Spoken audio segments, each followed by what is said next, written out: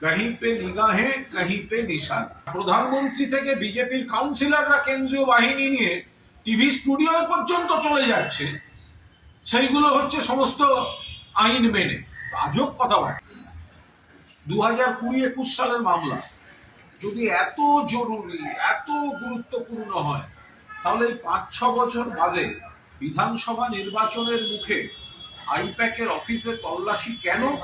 যেখানে আইপ্যাক প্রথমত মামলার সময় আইপ্যাকের কর্তা ছিলেন প্রশান্ত কিশোর, তাকে কিছু করা হলো না, এলো এখন প্রতীক জৈনের কাছে,